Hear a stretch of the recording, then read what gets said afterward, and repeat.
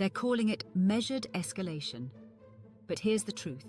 The United States is sliding into another Middle East war without a defined endgame.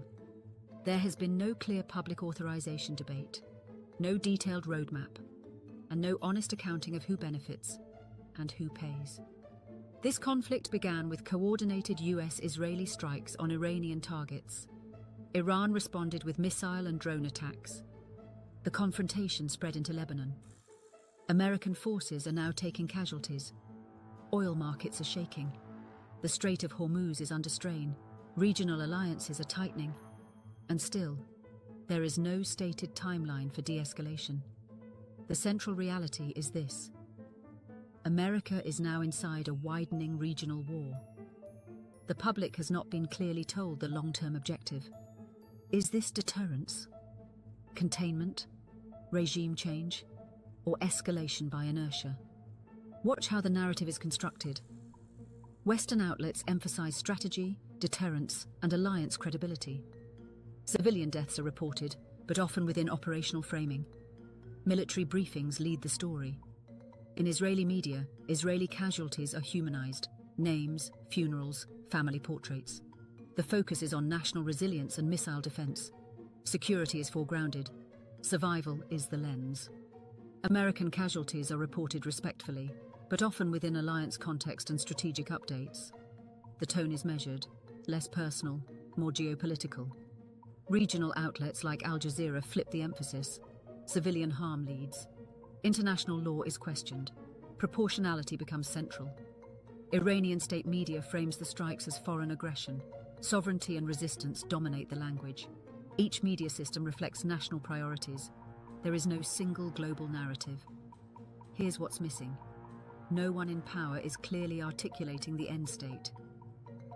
What does victory look like? What defines success? What prevents mission creep? Inside the United States, political fractures are widening. The America First wing is openly skeptical.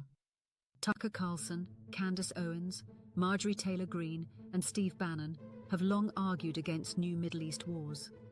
Their position is direct. Iraq failed. Libya destabilized a region. Endless wars drain American lives and resources. American troops should not die in conflicts without clear national interest. They question authorization. They question defense industry incentives. They question whether voters were promised de-escalation and are getting escalation instead. But there is tension on the right. A strong pro-Israel faction views Iran as an existential threat. They see military backing as strategic necessity. That divide is real. If American casualties rise, that fracture deepens. Public patience shortens. Political consequences follow. Across all sides, one structural pattern holds. Media humanizes domestic losses most deeply. Allied deaths are acknowledged, but often strategically framed. Foreign civilian deaths become statistics. That is not unique to one country.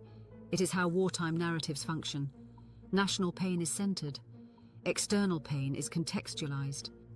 The deeper issue is not just who struck first. It is whether the American public understands what this war is for and what it will cost. Wars begin with confident language about limited objectives. They expand through ambiguity. When leaders cannot define the end state, escalation becomes routine. And when escalation becomes routine, the war stops feeling temporary. That is how conflicts normalize, not with declarations, but with drift. Missiles are flying, service members are dying, markets are reacting, political divides are sharpening. The unanswered question is simple. Is there a defined destination, or are we moving forward again without one?